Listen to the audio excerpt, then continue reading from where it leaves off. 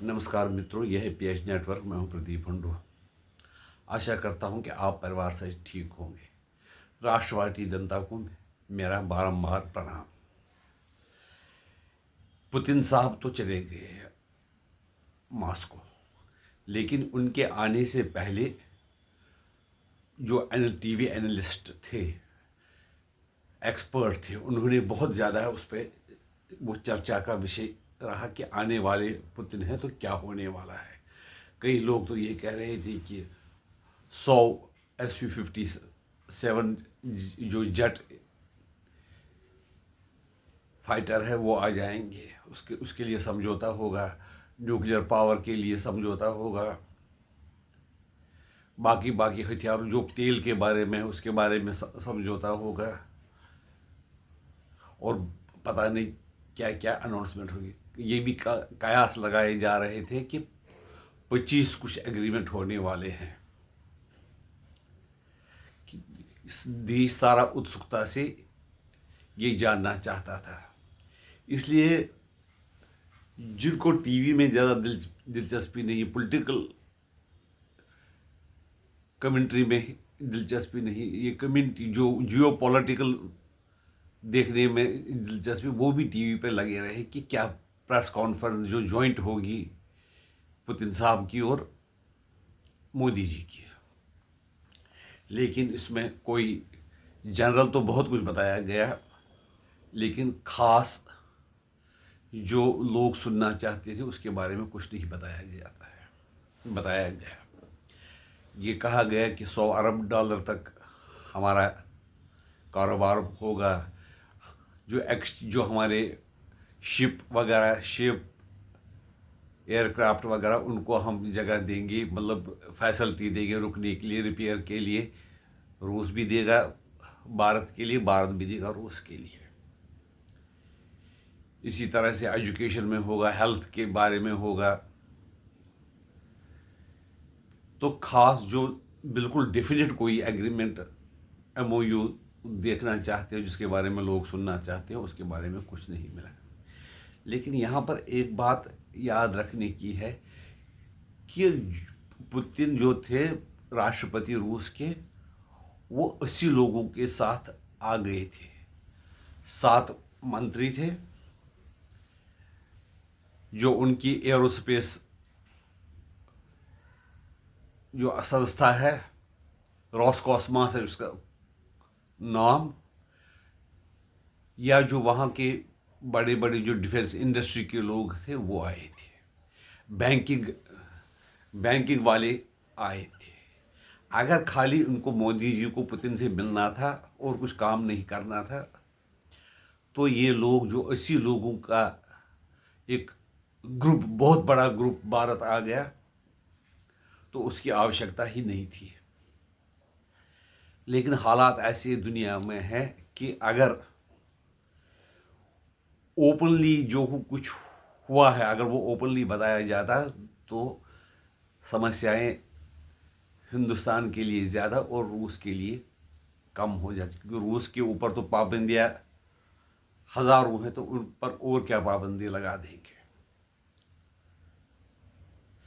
ये कहा जाता है कि जो राष्ट्रपति पुतिन है वो यूक्रेन के लाखों लोगों की हत्या के जिम्मेदार हैं। ऐसे आदमी को हिंदुस्तान में आने दिया गया और उनके साथ ऐसे समझौते किए गए जिससे कि वार ज़्यादा और बढ़ेगी। तेल के बारे में भी पहले कहा जाता था, पेट्रोलियम प्रोडक्ट्स के बारे में, इससे उसको जो वार मशीनरी है पुतिन की, उसको एनर्जी मिलती है। ऐसा कुछ नहीं है। वो 30-40 अरब डॉलर अगर जो साल का वो फ़ायदा ले रहे हैं, तो उसमें उनका कितना खर्चा होता था और उसमें उनकी बचत कितनी होती है, ये अंदाज़ा लगाया जा सकता, जिससे कि वार में ज़्यादा फर्क पड़ने वाला नहीं था। उसमें उनको पता नहीं कितने सैकड़ों बिलियन डॉलर का खर्चा आ रहा होगा, कितने 500-600 डॉलर का खर्चा आ गया। और ये चीन है, वो तिगना तेल रूस से खरीदता है। उससे जो वार मशीनरी है उसको ताकत नहीं मिलती है रूस की, लेकिन भारत के साथ जो वो तेल बेचते हैं कुछ अमाउंट, जैसे 50-60 अरब डॉलर का कारोबार हो जाता है, जिसमें 45 अरब शायद वो इंपोर्ट इंडिया करता है टोटल, और बाकी तो जो रूस से भी हम कुछ सामान लेते हैं। तो उससे वार मिशनरी को कोई खतरा नहीं था, क्योंकि पुतिन साहब ने ये ओपनली बताया था प्रेसिडेंट अलास्का में प्रेसिडेंट ट्रंप को कि जितना हम हिंदुस्तान के साथ कारोबार करते हैं उससे ज़्यादा हम अमेरिका के साथ करते हैं। हमारा जब से प्रेसिडेंट ट्रंप अमेरिका के राष्ट्रपति बने हैं तो हमारा जो कारोबार है वो 20% बढ़ गया, जिसमें यूरेनियम वगैरह है। अगर वो वार मशीनरी को एनर्जी देना, उनको ताकत देना, तो फिर जो वो कारोबार रूस के साथ करते हैं, रशिया के साथ करते हैं, तो वो क्या है। और ये नैरेटिव चलाया गया कि भारत जो देश है वो खूनियों का, कातिलों का साथ दे रहे हैं। जब यही बात अमेरिका वालों से पूछी जाएगी कि आपने हजारों लाखों लोग अफगानिस्तान में मरवा दिए, इराक में मरवा दिए, इराक में किस लिए मरवा दिए, उसको बताया गया था उसके पास न्यूक्लियर बम थे, जो झूठ था। उस बेचारे के पास था ही नहीं, बेसिकली वो एंटी अमेरिका था। कोलंबिया जो है वो ड्रग का सेंटर है, उसके साथ कार्रवाई नहीं की, लेकिन वेनेजुएला के खिलाफ कार्रवाई की जा रही कि वो एंटी अमेरिका है, वो उनके तेल पर वो कब्जा करना चाहते हैं। सीरिया में जो वहाँ की कट्टरपंथी, जिस पर कि अमेरिका ने भी करोड़ों रुपए का इनाम रखा था, उस अल शरा के साथ अमेरिका के राष्ट्रपति प्रेसिडेंट ट्रंप ने हाथ मिलाया, जो कातिल माना जाता है। इस तरह से ये नैरेटिव हिंदुस्तान के लिए बनाया जाना, ये कहीं समझ में नहीं आता है। शायद इसका ये कारण है, उनको लग रहा है कि भारत एक उभरती हुई महाशक्ति है, उसको पहले ही कुचल दो ताकि वो उभरने की हिम्मत ही न करे। जिस तरह से कई हमारे जहाज, तेजस वगैरह का जो जहाज़ है उसको भी बदनामी करना शुरू कर दिया है। जो एग्रीमेंट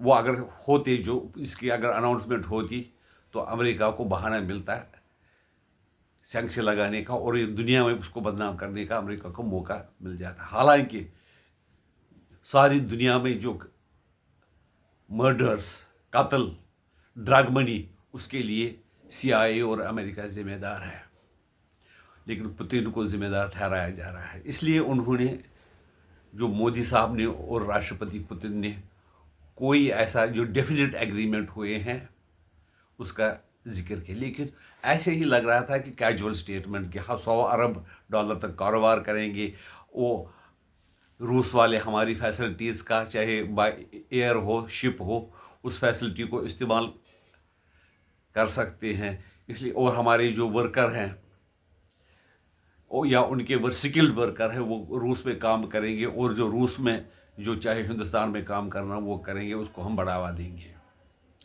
ये तो हर देश दो देशों के बीच में एग्रीमेंट आते हैं, नेशन आते हैं, वो तो कहते हैं, वो तो जनरलाइज एक स्टेटमेंट है।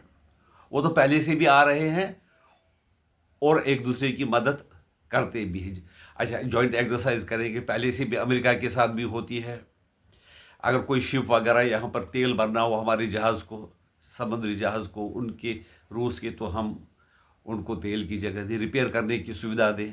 ये कोई ख़ास बात नहीं, ये देश आपस में करते हैं। इसलिए जो नहीं हुआ,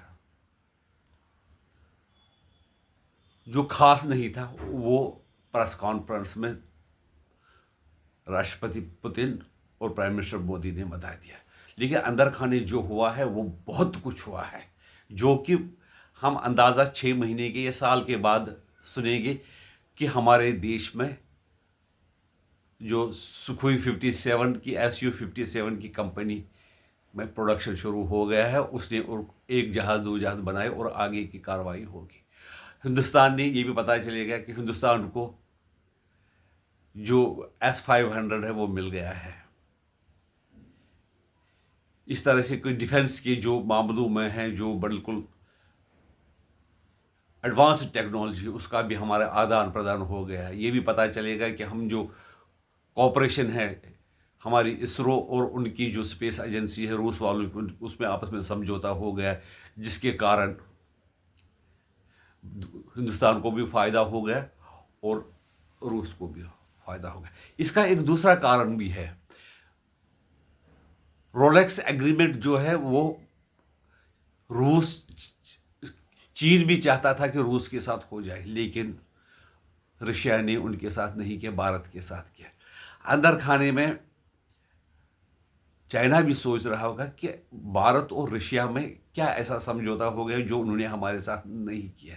ऐसे हथियार टेक्नोलॉजी भारत को रूस देने के लिए तैयार है, हमारे देश को जो नहीं दे रहे हैं।